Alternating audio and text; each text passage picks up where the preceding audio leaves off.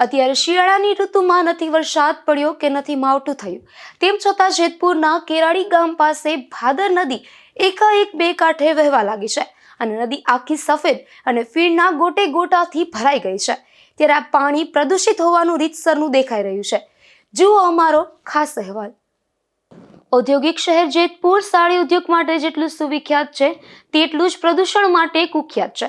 વરસાદી ઋતુમાં તો કેટલાય ગેરકાયદેસર સાડી ઉદ્યોગના એકમો દ્વારા તેમના કારખાનાનું પ્રદૂષિત પાણી વરસાદી પાણી સાથે નદીમાં છોડી દેવામાં આવતું હોય છે, પરંતુ અત્યારે વરસાદી ઋતુ નથી કે નથી ક્યાંય માવઠું પડ્યું, તેમ છતાં કેરાડી ગામ પાસેથી પસાર થતી ભાદર નદીમાં એકાએક પાણીનો પ્રવાહ વધી ગયો છે, જેના કારણે ભાદર નદી ફીણના ગોટે ગોટાથી છવાઈ ગઈ છે। જેમાં કાશ્મીરમાં શિયાળામાં બરફ પડે તેમ કેરાડી ગામમાં બરફ પડ્યો હોય તેવા નદીના ફીણનો માહોલ સર્જાયો છે। ભાદર નદીમાં પાણીના પ્રદૂષણ અંગે નદી કાંઠાના ખેડૂતો તેમજ માલધારીઓ પોતાની વ્યથા ઠાલવતા જણાવે છે કે જેતપુરમાં ચાલતા સાડીઓના ગેરકાયદેસર યુનિટો દ્વારા કારખાનાનું પ્રદૂષિત પાણી સીધું નદીમાં છોડી દે છે। ગેરકાયદેસર પ્રદૂષિત પાણીના એકમો એવા ધોલાઈઘાટ, સોફર તેમજ પ્રોસેસ હાઉસ દ્વારા રીતસરનું પ્રદૂષિત પાણી વોકળામાં છોડી દેવામાં આવતા હોવાના આક્ષેપ થયા છે, જે પાણી વોકળા મારફત ભાદર નદીમાં પડે છે અને વરસાદી પાણીને પણ પ્રદૂષિત કરી નાખે છે। સુરેશભાઈ લક્ષ્મણભાઈ સાંગાણી। સુરેશભાઈ, કે કેરાડી નદીમાં ભાદર નદીમાં ફીણના ગોટા ઉડી રહ્યા છે, શું કહેવાય? પાણી કેમિકલ વાળું છે એટલે ફીણ વરે છે, કેમિકલ જ છે આમાં નદીમાં, આગળથી આવે છે કેમિકલ અને ફીણ વરે છે ને કેમિકલ વાળું એકદમ કેમિકલ વાળું પાણી છે।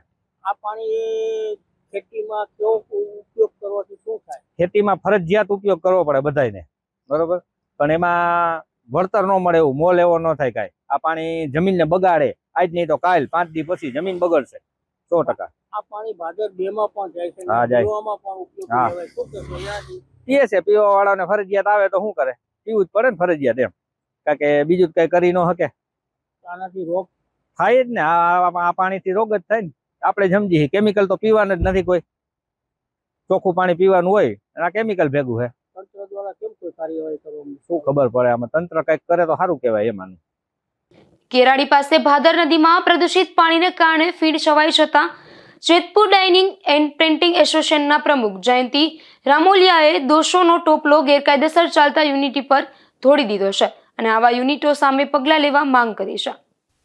હવે એ અલીગલ જે કોઈ ઘાટો ચાલતા હોય કે અલીગલ યુનિટો હોય, એ વારંવાર હું કહું છું કે આ લોકો નાખીને અમને બદનામ કરે છે, જેતપુરના ઉદ્યોગને આખાને નડે છે। કારણ કે અમારું પાણી જો હોય તો આ છેક 15 કિલોમીટરે થોડાક ફીણા થાય, અમારું તો છે જ નહીં।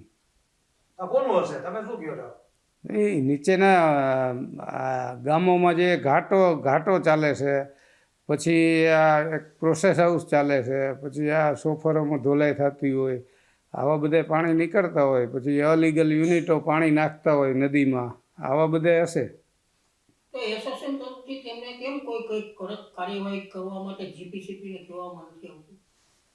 એસોસિએશન દ્વારા તો અમે કેટલી વાર તંત્રને કીધું હોય, અને તંત્ર કામગીરી કઈ રીતે કરતું એ તો અમને ખબર ન હોય। તો આવા માનો કે આવા જે એકમો છે એમના વિરુદ્ધ શું પગલાં ભરવા જોઈએ?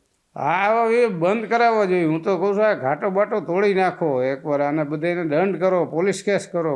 અમે તો એ જ કહીએ છીએ કે આને તંત્રે આને પોલીસ કેસ કરી અને આને પકડવા જોઈએ, આને જેલમાં નાખવા જોઈએ। જેતપુર ડાઇંગ એન્ડ પ્રિન્ટિંગ એસોસિએશનના પ્રમુખ રામોલિયાએ જણાવ્યું છે કે ગેરકાયદેસર ચાલતા ઘાટ અને પ્રોસેસ યુનિટ દ્વારા આવું પ્રદૂષિત પાણી છોડાય છે। જોકે અગાઉ કાયદેસર ગેરકાયદેસર બધા જ યુનિટો સામે પ્રદૂષણ ફેલાવતા હોવાની ફરિયાદો ઉઠી હતી અને હાલ પણ ઉઠી રહી છે। ત્યારે જયંતિભાઈનો જવાબ સાંભળી લોકોમાં એવા પણ સવાલો ઉઠી રહ્યા છે કે જો કેટલાક ઘાટ અને પ્રોસેસ યુનિટ ગેરકાયદેસર ચાલતા હોય તો તેની સામે ડાઇંગ એન્ડ પ્રિન્ટિંગ એસોસિએશન માત્ર કાર્યવાહીની માંગ કેમ કરે છે? આવા ગેરકાયદેસર યુનિટો બંધ કરાવી દેવા કેમ કોઈ નક્કર પગલાં ભરાતું નથી? તેવા સવાલો પણ લોકો ઉઠાવી રહ્યા છે। ત્યારે બીજી તરફ પ્રદૂષણ નિયંત્રણ બોર્ડના અધિકારીઓ પણ રાબેતા મુજબ સેમ્પલ લઈને તપાસના ગાણા ગાઈ રહ્યા છે। તપાસ કરશું, પગલાં ભરશું, આવા રાબેતા મુજબના શબ્દો તેમના મોઢે સંભળાઈ રહ્યા છે। કેરાડી ગામે ચોમાસું નથી, કોઈ એમ આવતું નથી પડ્યું, છતાં નદીની અંદર પાણીનો પ્રવાહ વધી ગયો છે, તેને કારણે આખી નદીમાં સફેદ ફીણ જોવા મળી રહ્યા છે। તો આ બાબતે આપ તરફથી શું કાર્યવાહી કરવામાં આવશે? નદીમાં જે ફીણનો પ્રશ્ન આજે આવ્યો છે ધ્યાને, તો અમે એક ટીમ મોકલી છે, બીજી ટીમ પણ હમણાં જઈ જ રહી છે, અને જે કેરાલી બ્રિજ છે એની ઉપરવાસમાં કંઈ સોર્સ હોય તો અમે શોધી રહીએ છીએ. અને ફીણ થવાવાળો પ્રશ્ન અલગ લાગે છે કે ભાઈ આજે જ થયા છે, નહીં તો રોજ થવા જોઈએ, પણ આજે જ થયા છે. એટલે કોઈ ટેન્કર કે એવું ડિસ્પોઝલ થયું હોય તો એની અમે તપાસ કરી રહ્યા છીએ. અને નદીમાં સ્ટેજ વાઇઝ અમે સેમ્પલ લઈ અને તપાસ કરી છે કે ભાઈ ક્યાં ડિફરન્સ પડે છે ક્વોલિટીનો, અને એના આધારે આગળ હજી અમે ચાલુ જ રાખશું. કાલે ભલે રજા હોય. સાહેબ, પાણીનો પ્રવાહ પણ વધી ગયો છે. હા, એ તપાસમાં આવી જશે. એટલે કોઈ ટેન્કરથી તો ન થાય પાણીનો પ્રવાહ? પ્રવાહનું એ પણ તપાસ કરી લેશું કે ભાઈ ક્યાંથી કંઈ આવે છે કે નથી આવતું, અને એ આખો નદીના બે કિનારા અમે ખુદી વળશું, પણ શોધીને રહેશું. સાહેબ, લેબારિકા ગામને એપી સેન્ટર કહેવામાં આવે છે, જ્યાં ગેરકાયદેસર એકમો અસંખ્ય પ્રકારના છે. તો એના અંગે આપ કોઈ તપાસ?